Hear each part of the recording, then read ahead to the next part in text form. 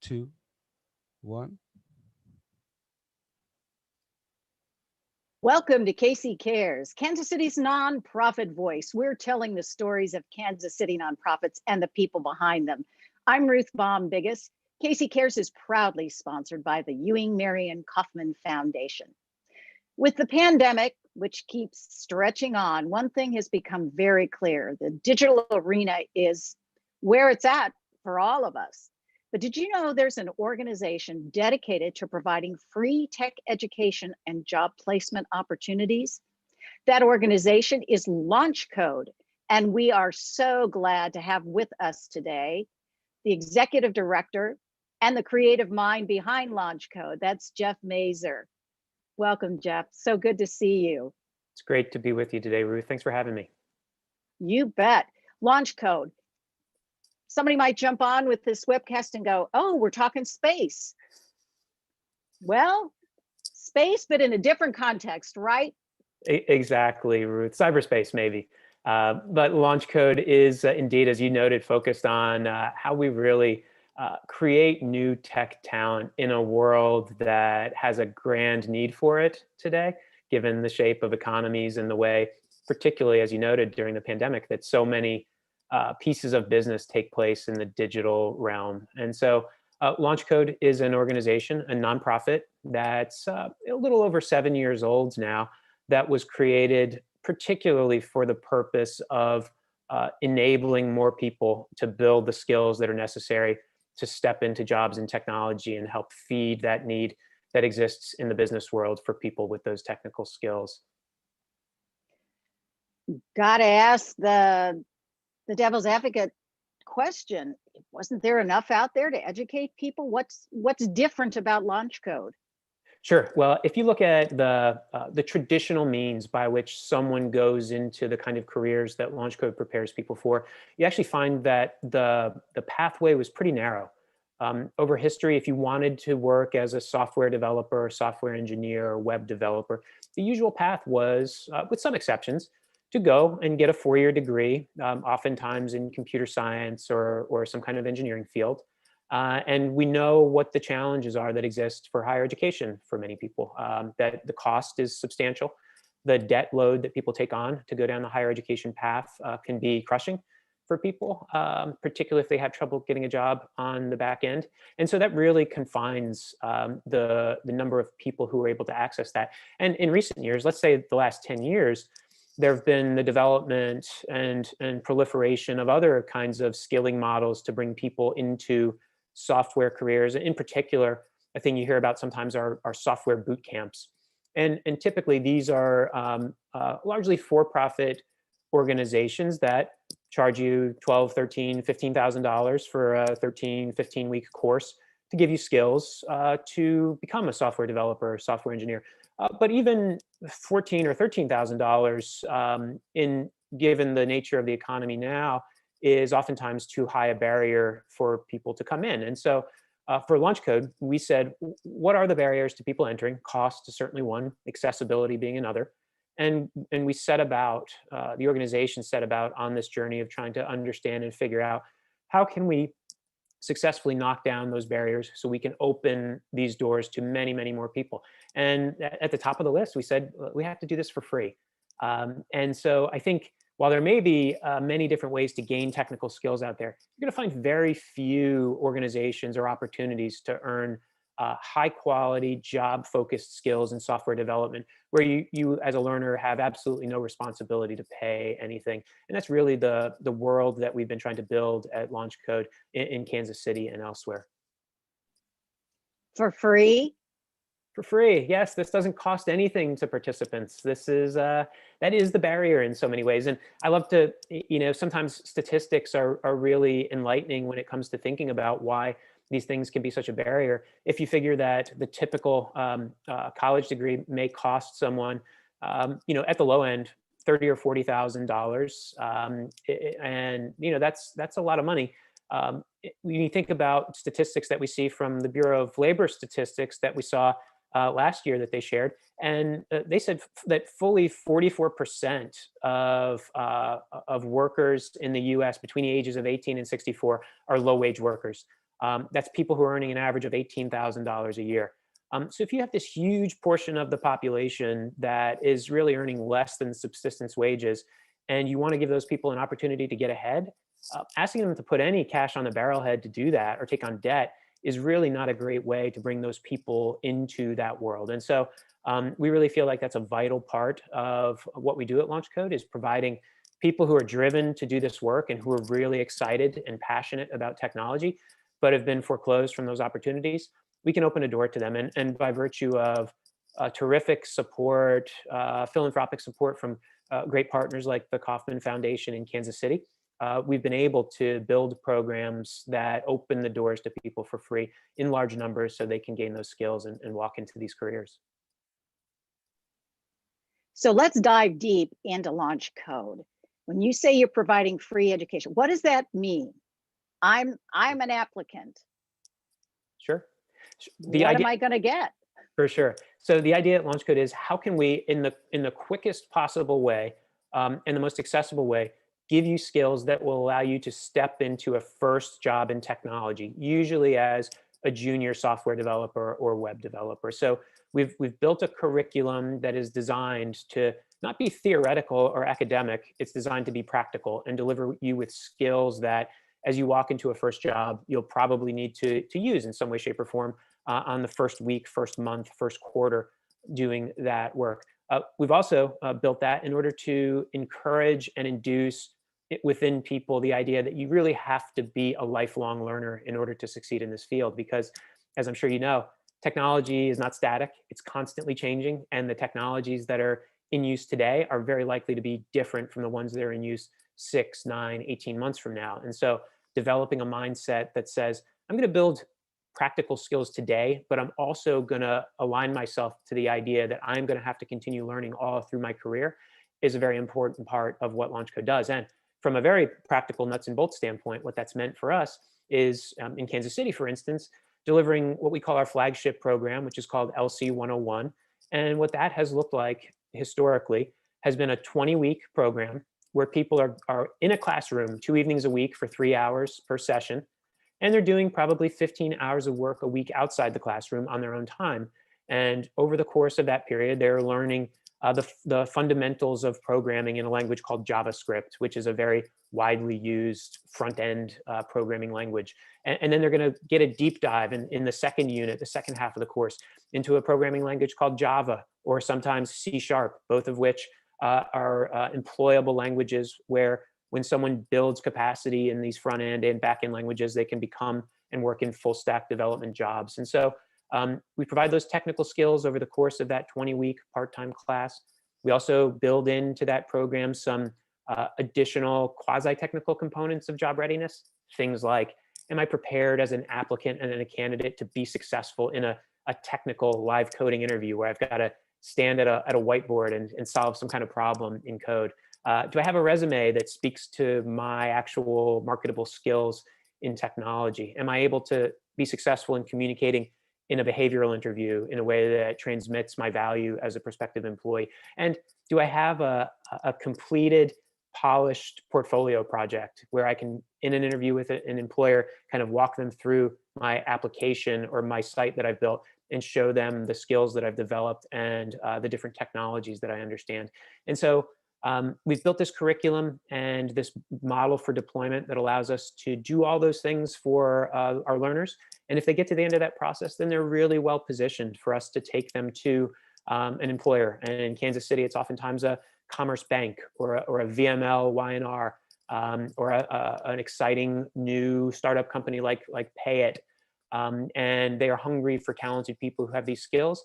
And by virtue of having gone through a program like ours, oftentimes in 6, 8, 9 months, someone is able to go from zero exposure to coding in the past to the beginning of a career that's really going to allow them to access middle-class wages, sustain their family, and put themselves on a much, much better trajectory. It sounds like you're educating to lift up, move forward. This is in most ways intended to be a practical affair. This is not about teaching people Education for its own sake is great, and education to fulfill someone's desire and curiosity is a wonderful thing. But what we've tried to build is a practical program that's geared towards helping people and empowering people make very practical changes in their lives. And we see people all the time who, who have not had the opportunity, perhaps, to do any post-secondary learning. And if you are that person, and if you've got children ages 3 and 5, and you're working 23 hours a week at 2 different low-wage or part-time jobs just to put food on the table, you're going to feel pretty locked in, and there aren't going to be many practical ways for you to figure out how you earn $60,000 a year. And so our goal has always been, how do we speak to the needs of that individual who has no money to pay for it, has limited time on which they can't jump into learning 40 hours a week, right? Because you have real life in the way. But give someone an opportunity to access those skills, do that work, so they can change the shape of their family's lives and put themselves in a much different position. And that is, as you said, about lifting people up, or more accurately, it's not really about us lifting them up. It's putting them in a place where they have access to the tools that allow them to lift themselves up. And 9 times out of 10, what we see is people who are incredible, driven, remarkable people who've simply not had the right door opened to them in the past. And Launchcode opens that door, and they're able to make this really practical decision that leads to consequential change in their life. In Kansas City, how many folks have gone through your program since you kind of landed here in 2016, I believe? Yeah, sure. So I think the number is in the neighborhood of 700 or 800 people have enrolled in a Launchcode program in the time we've been working there. We know of around 200 people who have started careers in technology by virtue of having gone through one of either Launchcode's placement channels or gone through one of our programs and getting a job on their own. And so we've seen literally hundreds of lives where people are building skills, learning something new, developing something new inside themselves, and oftentimes starting great new careers by virtue of what they've been able to access at Launchcode. How did you develop the curriculum? Sure. So there's a great story about how education first started at Launchcode, and the founder of Launchcode is a guy named Jim McKelvey, who was a co-founder of a company you've probably heard of called Square, mobile payment system company. And Jim is from St. Louis, and he started Launchcode because he saw this need that employers had for technical talent that wasn't being met. And so he launched Launchcode as a part of filling that need. And in the early going, it was really just about matching people who already had skills but no job with employers who needed skilled people. There was no education component. What Jim saw ultimately was, hey, this is a great model, but there aren't enough people that have existing skills already. So we've got to find a way to give people skills at scale and for free, so we can fill this pipeline and get more skilled people to give to employers. And he started by, as you do when you're a nonprofit organization that doesn't have much in the way of resource and is really resource constrained, he found something that was free out there. And that happened to be, at the time, this course called CS50X, which is Harvard University's Intro to Computer Science for non-computer science majors. And they make that curriculum free and available online via this edX platform. And so Jim said, hey, this is great.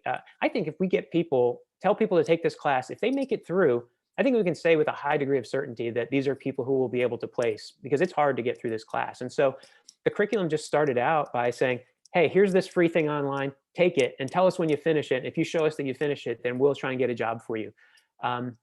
What we ultimately learned was that's a hard course. It's a great course, but it's fairly academic. It's not designed to build practical job skills in the learner.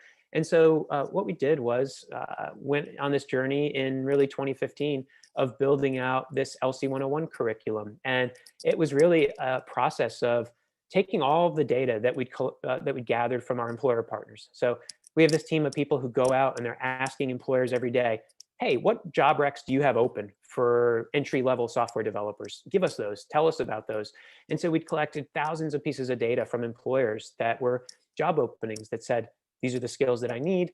And so in aggregating all that data, we were able to get a really beautiful and clear picture of what it was that at a landscape level, employers were looking for. And that allowed us to build this LC 101 curriculum in the most exacting and practical way that said, hey, when we look at all the need that's out there among employers, these are the skills that they're really looking for. These are the capacities that they really want an entry-level person to have. And so we started to build that curriculum, and it's changed since then. We change the course slightly every time we deliver it to make minor corrections, and every 3 years it gets an entire overhaul. So in 2019, we took the curriculum from over its history, having been fundamentals taught in Python and then a job-focused skill track in Java. We took out the Python and we put in JavaScript because we felt that was more reflective of what was happening in the tech landscape and in the employer landscape. And so we have this really powerful job-focused, refined curriculum that we know speaks to the needs that employers have in the marketplace. And really, that's what people want. That's what employers want, and that's what people want to learn. They don't want to learn something that is useful only in the most abstract sense. They want to learn something that speaks to the things that employers are asking for when they're in a job interview. Practicalities. We're going to take a quick break. And after this, we're going to learn more about Launchcode and how maybe you can get involved. We're talking with Jeff Mazur with Launchcode, this great nonprofit delivers us free education for those who want to get into the tech world at a probably a more beginning, slightly above. We were talking curriculum. Talk about who your average student is. Who is coming to you, and how are they finding out about you? Sure. Everybody has their own story, right? We can talk about groups of people that we tend to serve, but everyone is unique and they're coming to us from a different place. But I think what we see in the typical launch coder, to the degree there is one, it's usually been someone that's sort of post-college years age. The fat part of the bell curve for Launchcode participants over time has really probably been like 24 to 40 in that age range. And within that universe of people, we see folks coming from a lot of different backgrounds. There's the person who has never before engaged with college or post-secondary learning, who has been probably shuffling around from one non-career path job to another, and views this as an entry point to continue learning to really get a leg up. There are lots of folks who come to Launchcode who do have a post-secondary credential, and sometimes that's a 4-year degree. We see lots of folks who are maybe 26 years old. They've been out of college for a few years. They still have $44K in college debt that they're trying to pay off, and their degree in French or in English Lit hasn't yielded them a career path job. And so they're working as a barista, they're working in the hospitality industry, just trying to make ends meet. And at that point, you're not really well positioned to plunk down more cash to earn a new skill if you've already had that experience and it hasn't worked out for you. And so a lot of people are in that place. And then there are a number of people, and these may be folks who are oftentimes maybe at a little bit older end of the spectrum, people who have had a career of some sort, but the floor has fallen out from under that career. So we see the economy changing in ways that where automation has an impact on certain industries, and it pushes people out of jobs that they may have been in for a long time, and then they're at loose ends to figure out what the next thing is. And so we have a lot of people for whom Launchcode represents an opportunity to make a career change, put them back in the workforce. We see lots of times people who leave the workforce for one reason or another. Maybe it's someone who it's a woman who leaves the workforce and spends 5 or 6 years raising her family or her children. And even if she has really strong skills and had really great experience before, oftentimes that transition back in can be a very difficult one. And so Launchcode can provide another point of entry to someone who's been separated from work for some time. So lots of different pathways in.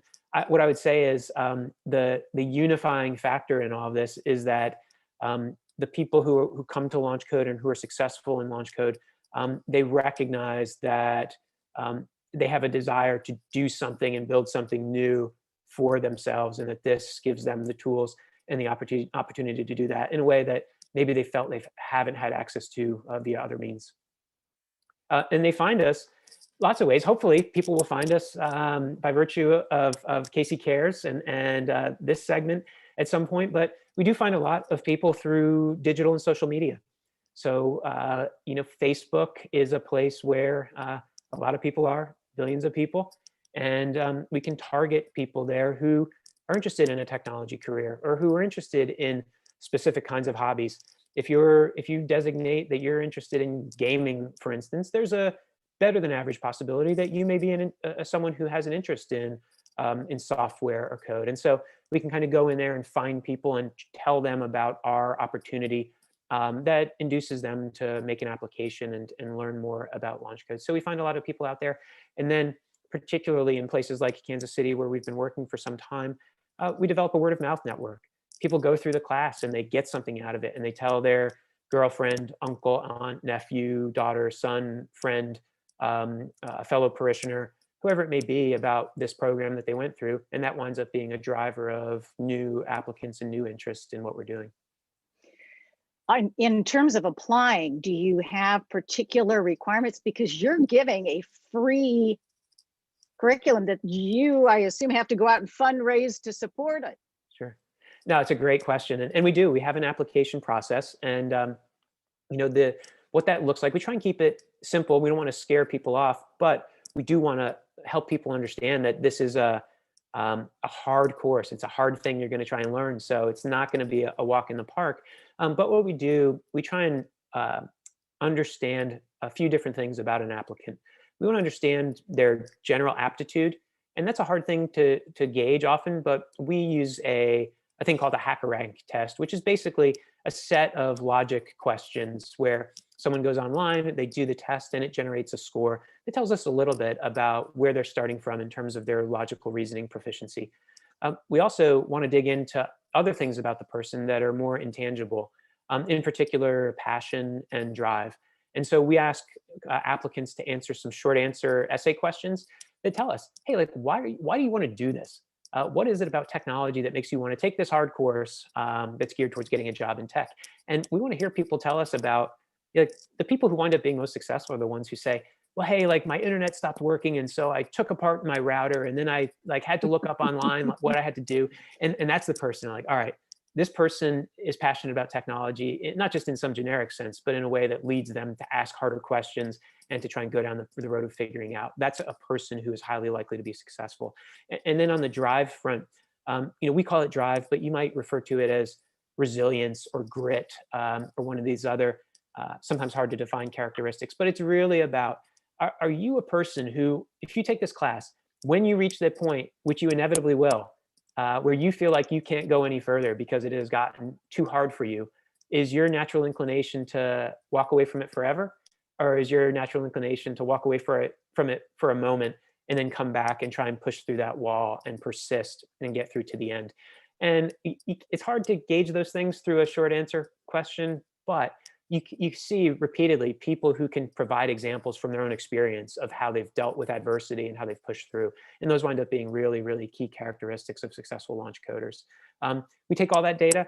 We take demographic data from applicants. We want to make sure we've got a cohort of learners that is reflective of the demographics of Kansas City.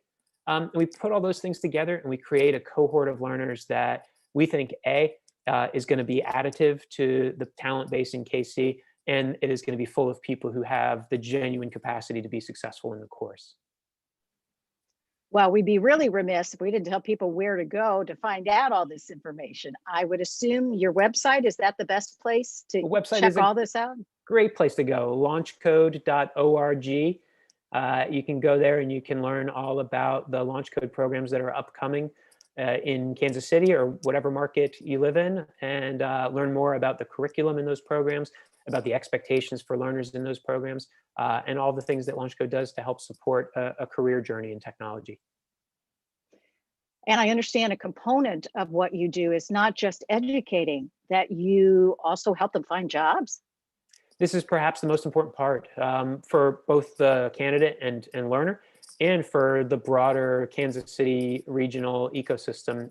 We know that employers have a lot of need for people with technology skills, for entry-level software developers. We know that's a growing part of business. And so What we do is work closely with a variety of different employers to understand their needs, and then to take people who've successfully completed our program and connect them with those employers, to have an interview, have a conversation, see if that person's a fit. And oftentimes the answer is yes. And then we can provide some de-risking models for employers to bring people on to their organization using models of apprenticeship, or sometimes temp to perm style models of job placement that allow employers to tap into an entirely new universe of talented people. And it's a great opportunity for our candidates and learners to step into a job, get paid, and demonstrate what they can do on the job for an employer to really show their worth. You gave me a new term, de-risking. I like that. Indeed, you got to take the risk out. Otherwise, employers won't do it. That's right. Got to ask, how has the pandemic impacted you all, kind of in a nutshell? It's been good, bad? How's it helped? Or I'm not going to say good. You? It's forced us to learn and grow. To go from an organization that has focused its programming on in-person community building, to take all of those programs and put them online has been a test, but I think we've passed that test, and it's allowed us to grow and really learn new skills that I hope will help us grow and reach more people as we go forward. Now, as soon as it's safe to do it again, we are anxious to again put 150 launch coders in a room together with their instructors and teaching assistants. But in the meantime, we're going to continue to do that virtually and give people access to those skills. It seems to me this would spread you out even more. You're based in Kansas City and St. Louis. Are you in other communities as well? Sure. So we're headquartered in St. Louis. We've worked for a number of years in Kansas City. We're delivering programming in Northwest Arkansas right now. And we've just hired the first 3 members of our team on the ground in Philadelphia, where later this year, we'll start our first learning program in Philly. So that's a pandemic positive, as we're calling them, because you can jump on.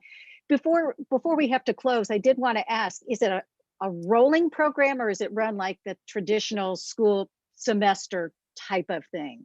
Sure. We have cohorts that in Kansas City, we will usually start 1 per year in Kansas City. And again, it's right now in the pandemic mode. It's basically a 28-week program. And so typically we will have a course that starts early year and a course that starts a little later in the year. So I know that we'll have plenty of opportunity in whenever you're watching this program.